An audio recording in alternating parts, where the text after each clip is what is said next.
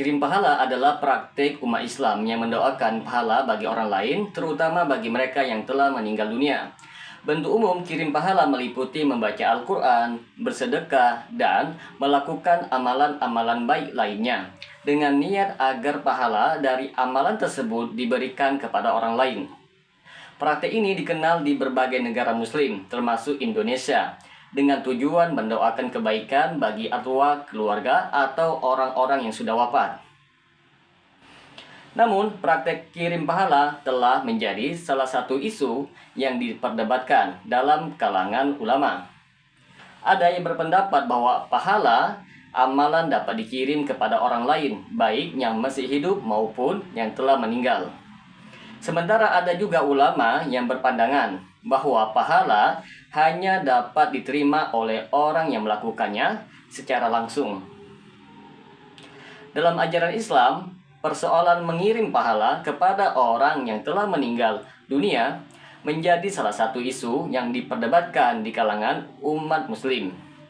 Manhaj salaf merujuk pada pemahaman agama Islam yang berdasarkan pada praktik generasi pertama Islam, yaitu para sahabat, tabi'in, dan tabi'ut tabi'in yang diyakini sebagai generasi yang paling dekat dengan ajaran Rasulullah SAW.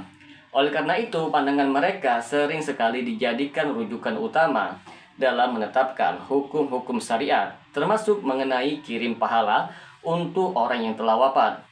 Hukum kirim pahala dalam perspektif Islam, pandangan, dan dasar-dasar hukum. Bagi teman-teman sekalian yang penasaran dengan pembahasan kali ini, maka tonton terus video ini hingga selesai agar kita menemukan fakta yang sebenarnya.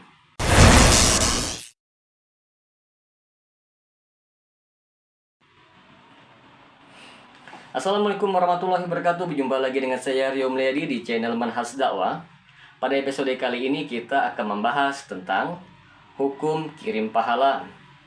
Sebelum kita membahas lebih jauh tentang hukum kirim pahala kepada orang yang sudah wafat, maka kita harus mengetahui apa itu yang dimaksud dengan kirim pahala.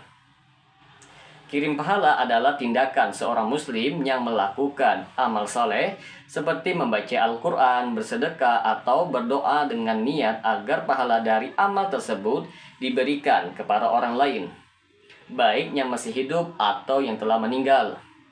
Biasanya praktek ini dilakukan untuk memperbaiki keadaan orang yang sudah meninggal di alam kubur atau membantu mereka di hari pembalasan. Beberapa ulama berbeda pendapat bahwa kirim pahala kepada orang lain, terutama kepada orang yang sudah meninggal, adalah amalan yang sah dan memiliki dasar dalam Al-Quran dan hadis. Berikut beberapa dalil yang sering dikemukakan oleh mereka yang membolehkan praktek ini. Yang pertama, dalil dari Al-Quran. Allah berfirman dalam surah An-Najm ayat 39 yang artinya, dan bahwa manusia hanya memperoleh apa yang telah diusahakannya. Ayat ini sering sekali dijadikan rujukan oleh kelompok yang menolak kirim pahala, karena mereka berpendapat bahwa seseorang hanya mendapat pahala dari usahanya sendiri. Namun ulama yang perbolehkan kirim pahala menafsirkan ayat ini dalam konteks usaha di dunia.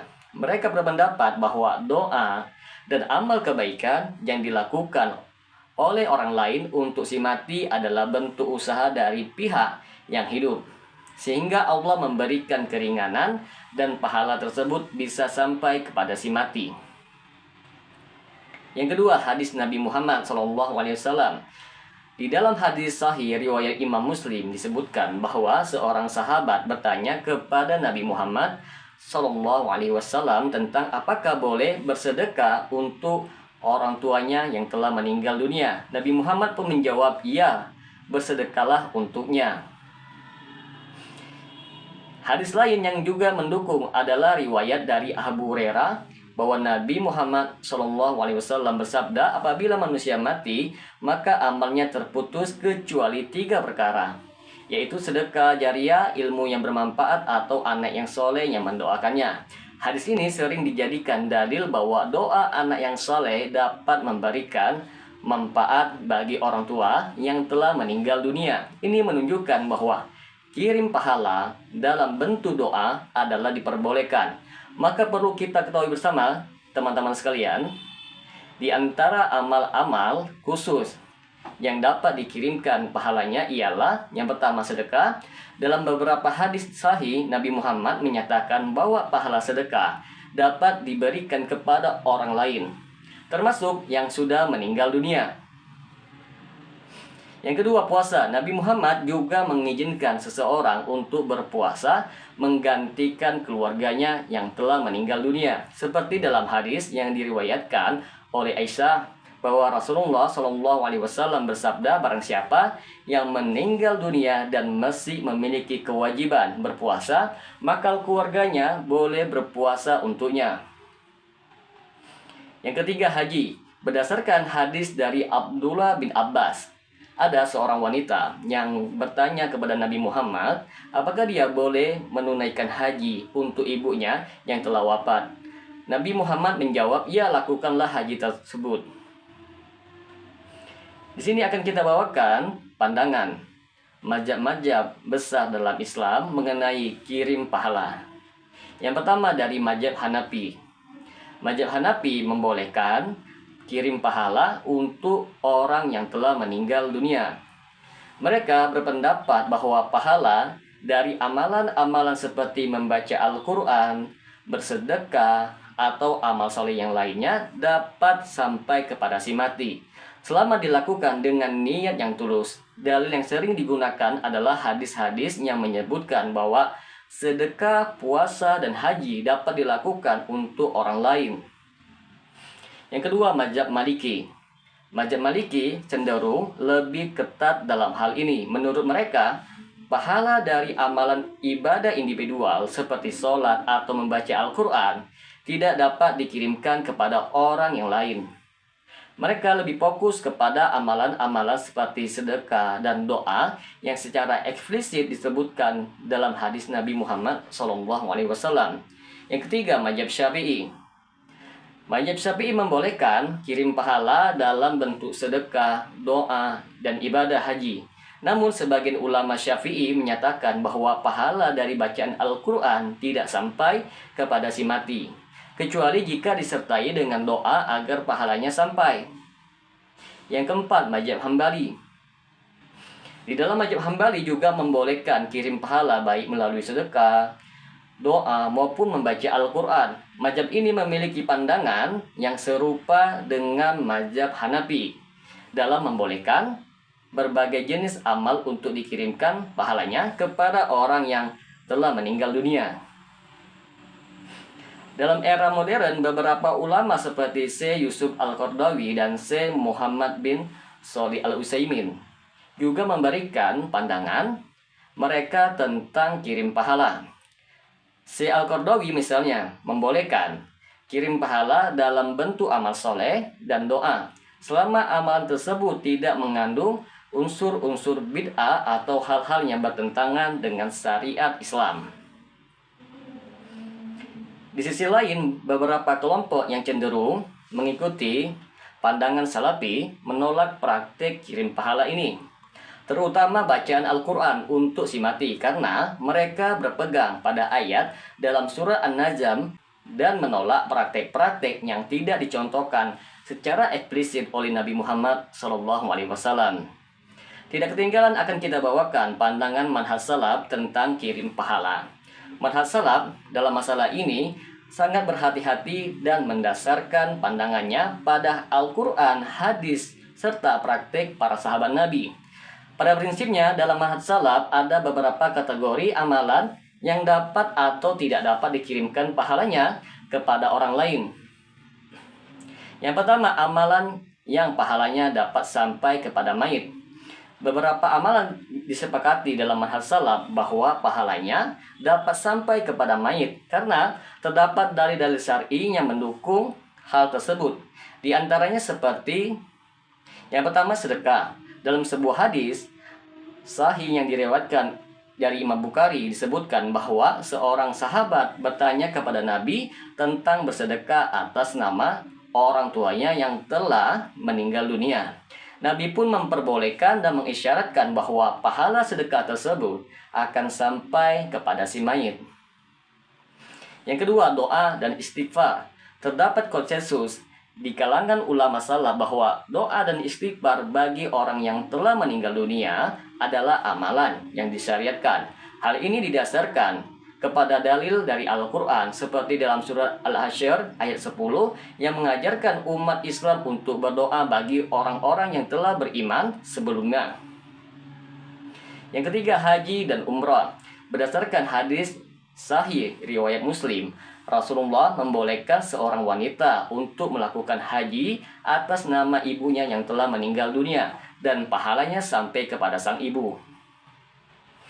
Yang keempat, puasa kafarah, yaitu puasa pengganti. Jika seorang meninggal dunia dan masih memiliki kewajiban puasa yang belum ditunaikan, ahli warisnya diperbolehkan berpuasa atas nama si mayit. Ini merujuk pada hadis dari Aisyah radhiyallahu anha, di mana Nabi Muhammad SAW mengatakan bahwa ahli waris boleh berpuasa menggantikan puasa orang yang telah meninggal dunia. Hadis riwayat Bukhari dan Imam Muslim. Adapun amalan yang tidak memiliki dalil syar'i untuk dikirimkan pahalanya kepada orang lain atau mayit dalam hal salaf adalah amalan-amalan ibadah ritual seperti sholat, membaca Al-Quran, dan zikir. Manhaj salaf berpandangan bahwa amalan-amalan ini adalah tanggung jawab pribadi masing-masing individu, dan pahala dari amalan tersebut tidak bisa dikirimkan kepada orang lain. Tidak ada dalil yang kuat dalam Al-Quran maupun As-Sunnah yang mendukung hal ini. Bacaan Al-Quran untuk mayit dalam pandangan salaf tidak ada riwayat yang menunjukkan bahwa Rasulullah atau para sahabatnya membacakan Al-Quran lalu menghadiahkan pahalanya untuk orang yang telah meninggal dunia. Oleh karena itu, teman-teman sekalian, para ulama dari kalangan salaf menolak praktek ini karena dianggap sebagai bentuk bid'ah, yaitu amalan yang diada-adakan dalam agama tanpa dasar yang kuat dari Al-Quran dan hadis. Sholat atas nama mayit. Ibadah sholat, baik sholat wajib maupun sholat sunnah, tidak memiliki dalil yang mendukung bahwa pahalanya bisa diberikan kepada orang lain. Dalam manhaj salaf, sholat adalah ibadah yang sangat personal dan hanya bisa dilakukan oleh individu yang bersangkutan. Manhaj salaf sangat menekankan pentingnya berpegang teguh pada dalil yang jelas dari Al-Quran dan As-Sunnah dalam setiap ibadah. Konsep tauqifi atau keterkaitan pada nas syariat menjadi prinsip utama. Artinya segala bentuk ibadah harus dilakukan sebagaimana ditetapkan oleh Rasulullah tanpa menambah ataupun menguranginya. Oleh karena itu, segala amalan yang tidak memiliki dasar dari Rasulullah atau para sahabatnya dianggap sebagai amalan yang tertolak, termasuk mengirim pahala dari amalan-amalan yang tidak ada dalilnya seperti membaca Al-Quran atau sholat untuk orang yang telah meninggal dunia. Sebagaimana dalam hadis riwayat Muslim, Nabi Muhammad SAW bersabda, barang siapa yang membuat hal baru dalam urusan agama kami yang bukan dari bagiannya, maka itu tertolak. Hadis ini dijadikan landasan oleh para ulama salaf untuk menolak amalan kirim pahala yang tidak didasarkan pada dalil yang jelas. Maka dapat kita simpulkan di sini, teman-teman sekalian, bahwa praktek kirim pahala adalah salah satu topik yang banyak dibahas dalam kalangan umat Islam, dengan perbedaan pendapat yang didasarkan pada berbagai dalil Al-Quran dan hadis. Mazhab-mazhab dalam Islam berbeda pandangan. Meskipun sebagian besar membolehkan kirim pahala dalam bentuk sedekah, doa dan ibadah haji, dan di sisi lain terdapat kelompok yang lebih ketat dalam hal ini dan menolak kirim pahala melalui amalan-amalan seperti membaca Al-Quran untuk si mati. Secara garis besar, manhaj salaf menerima beberapa bentuk kirim pahala kepada mayit. yang didukung oleh dalil-dalil syar'i seperti sedekah, doa, haji, dan puasa pengganti. Namun untuk amalan-amalan lain seperti membaca Al-Quran, sholat, dan zikir, pandangan salaf tegas menolak karena tidak ada nas yang mendukung hal tersebut. Dalam manhaj salaf, setiap amalan harus didasarkan pada dalil yang sahih dan setiap bentuk ibadah baru yang tidak dicontohkan oleh Nabi Muhammad SAW dan para sahabatnya dianggap sebagai bid'ah yang tertolak. Dengan demikian, sikap manhaj salaf dalam masalah kirim pahala sangat ketat dan berhati-hati, berpegang pada prinsip bahwa segala sesuatu dalam ibadah harus memiliki dalil yang jelas dan tidak boleh ditambah-tambah. Semoga dengan sedikit penjelasan ini dapat memberikan manfaat bagi teman-teman sekalian, dan apabila channel ini dapat memberikan manfaat bagi teman-teman sekalian, silahkan subscribe dan share. Semoga bermanfaat. Assalamualaikum warahmatullahi wabarakatuh.